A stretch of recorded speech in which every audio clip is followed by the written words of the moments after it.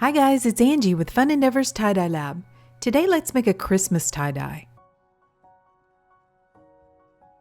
I prepped the shirt like normal and I have it turned inside out.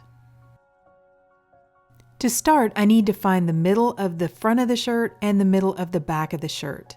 So to do that, I have made a mark at the center portion of the top of the shirt, both on the front side and the back. I've done the same thing at the bottom.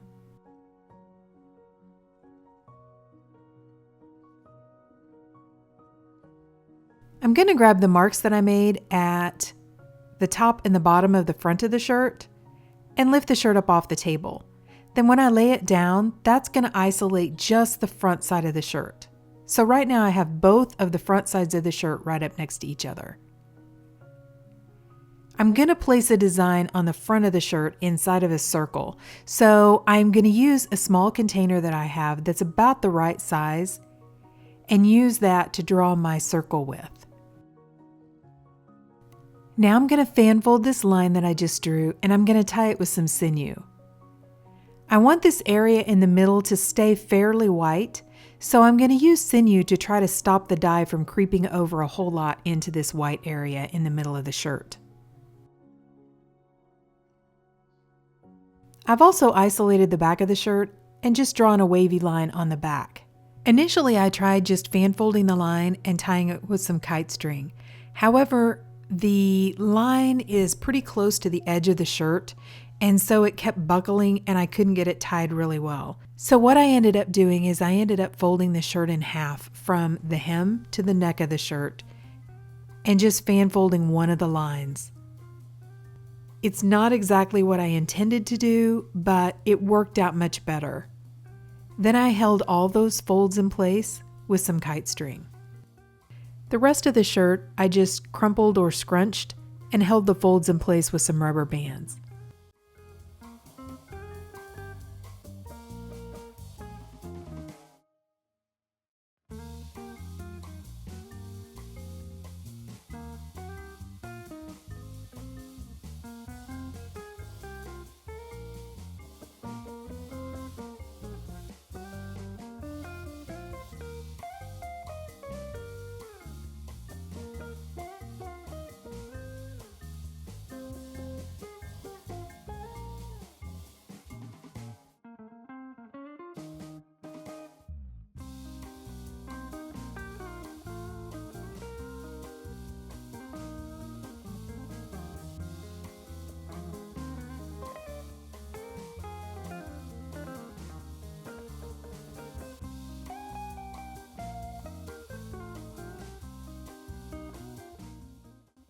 On the area that I'd like to remain white, I've taken just a zippered sandwich bag and cut it to open it up. Then I'm going to place it over the top of this center area and wrap it around really tightly. To hold it in place, I'm going to use some masking tape. I set the shirt aside for a few days and allowed it to dry out completely. I'm starting out with some lemon yellow, and right on that line that I initially tied on the spine of the shirt, I'm going to place a little line of lemon yellow.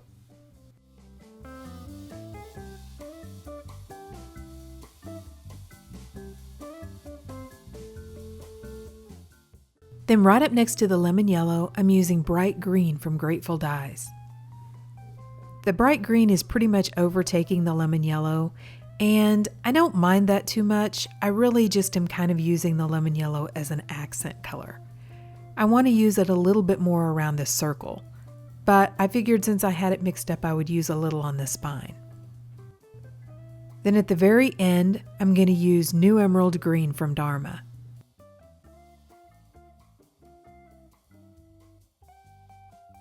I'm going to add a little bit more lemon yellow between the two green colors.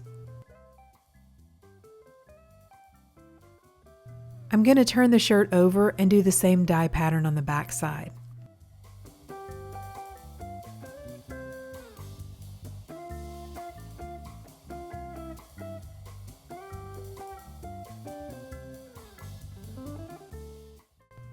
I oversaturated this area a little bit with green dye, so I'm going to use a dry rag and just squeeze this area a little bit with that dry rag to get some of that excess dye off of the shirt. I don't want the dye to move too much further down the shirt. Okay, so now I have all the green off of my gloves, and it's time to start applying a little bit of lemon yellow around this center portion that I want to remain white. For the rest of the shirt, I'm going to use Fire Red from Dharma, and I'm going to apply it to both the front and the back of the shirt. I'm applying it pretty heavily, however, the shirt is totally dry, so it's really soaking up the dye. And I don't intend to fully and completely saturate this shirt. I really like the effect that comes from applying liquid dye to a totally dry shirt. It almost looks like lightning. I don't know, but I think it's a really cool effect. So I do want to leave some white on the shirt. I'm also going to leave a little bit of a white line between the green and the red. I know they're going to end up blending and mixing together, but I want to give them a little bit of space to move.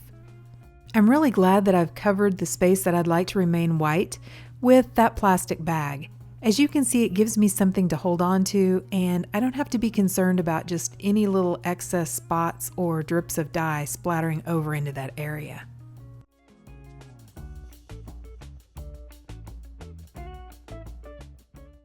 Once I have the shirt completely dyed, I'm going to set it aside and allow it to process for at least 24 hours. I actually left this one for about 48, which isn't necessary, but I would suggest leaving a shirt and allowing it to process for at least 24 hours. Okay, so it's time to rinse the shirt, and I'm going to begin in cold water, and while I'm rinsing, I'm going to try to keep this area that I'd like to remain white up a little higher than the rest of the shirt, at least initially, until I get the soda ash rinsed out of the shirt. Remember, the circle underneath this shirt has also been soaked in soda ash, so I do still have soda ash remaining underneath this plastic wrapping. After rinsing for a while, I went ahead and untied the shirt, and I removed the plastic that is covering the center portion of the shirt. After removing the plastic, I went ahead and rinsed that area really well in cold water to rinse out any of the soda ash that's in that area too. Then I gradually warmed the water up to hot, and I rinsed in hot water to try to flush out any of the excess dye that didn't bond with the fabric. I decided to go ahead and soak the shirt, and to do that I just added some hot water to my utility sink, added a little bit of Blue Dawn dish detergent to the water, and just allowed the shirt to soak. The Blue Dawn is a pH neutral dish soap, and so it's going to help try to neutralize the water a little bit where any of the excess dye that is soaked out of the fabric doesn't rebond onto the shirt. When the water cooled off, I changed out the water and continued the soaking process until the water was almost clear. Then I put the shirt along with a little bit of Dharma's textile detergent into my washing machine and washed it using a hot water cycle. And after the shirt was washed and dried, this is what it looks like. Okay, so here's what the shirt looks like at this point. And as you can see, I did end up with the center of the shirt remaining mostly white. A little bit of the yellow did creep over into this area, but for the most part it's white. You can also kind of tell what I mean about that lightning type effect in a shirt when you apply liquid dye to a dry shirt. I really like the way that looks. The spine of the shirt is okay. It's not exactly what I was going for, but it just is okay. But let's make the shirt a little bit more festive. I'm going to paint a design in this center circle of the shirt. So before I begin painting or drawing, I'm going to add some just regular waxed paper in between the two layers of fabric. I want to make sure my piece of wax paper is large enough to encompass this entire circle. This will keep any of the paint that I'm going to put on the front of the shirt from going all the way through and staining the back of the shirt. I've sketched a design that I'd like to put in the circle, and I am using that as a guide to sketch the design onto my shirt using a washable marker.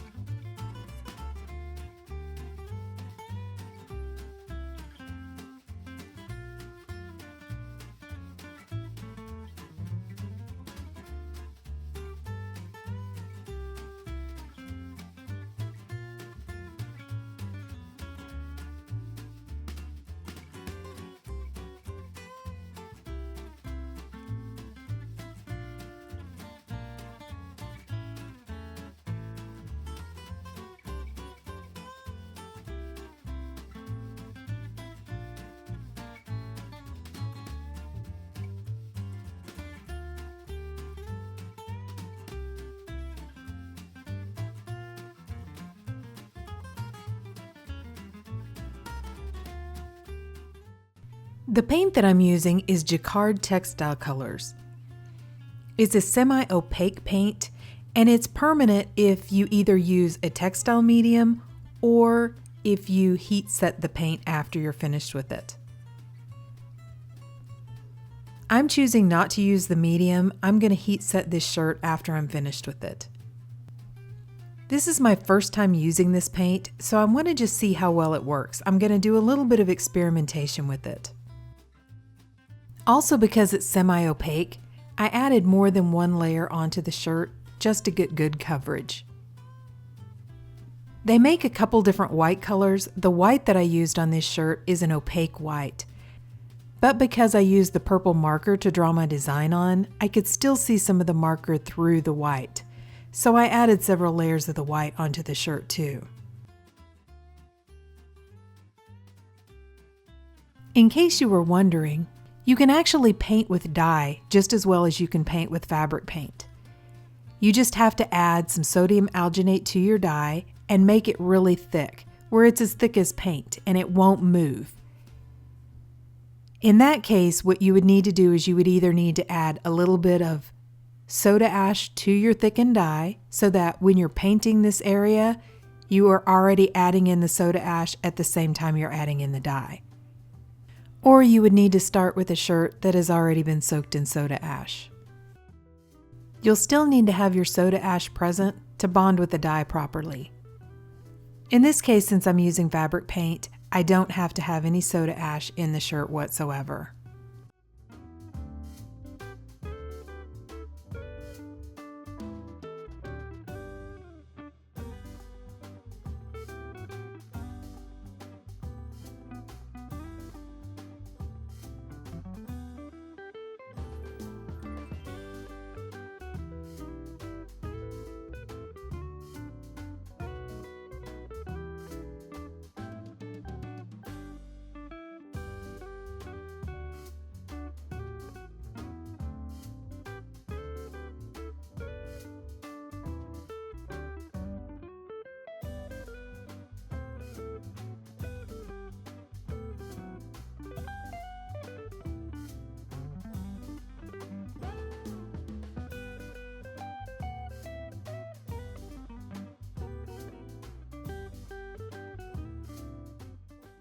Okay, so all of the fabric paint is totally dry, and I'm going to go ahead and do some detail and outline work.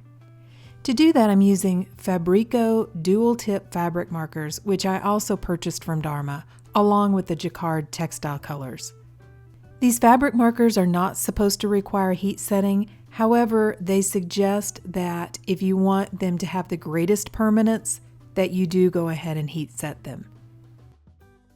After I did the detail work using the fabric markers, I allowed the shirt to dry and cure overnight. Then I turned the shirt inside out and I put a piece of white fabric between the two layers of fabric and I ironed the back of my design that I painted.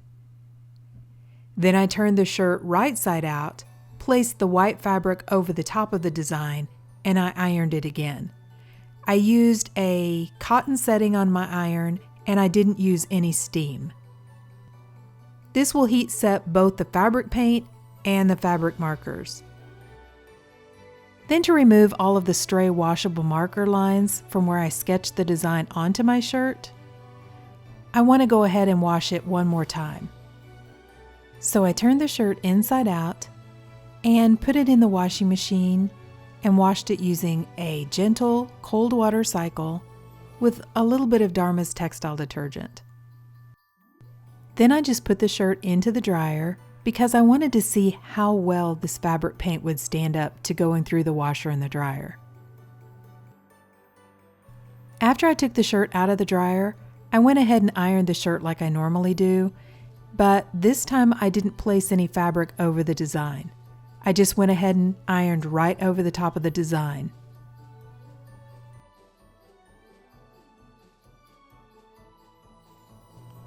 So here's the final shirt. What do you guys think? So I think the shirt turned out really cute. I'm really happy with the fabric paint. I did notice that there are a couple of spots in the white where it's starting to crack a little bit. Like I mentioned earlier though, I added quite a bit of paint in those areas because I needed to cover up the washable marker that I used. That's a lesson learned too. Next time I'm not going to use quite as dark of a washable marker. But for the most part, I didn't baby the paint. I went ahead and washed it in the washing machine, dried it in the dryer, ironed straight over it, and I think it did really well. To make the shirt last longer and stay looking the best the longest, I would turn it inside out, wash it on delicate, and then I would probably just hang it to dry. I probably wouldn't put it through the dryer each time.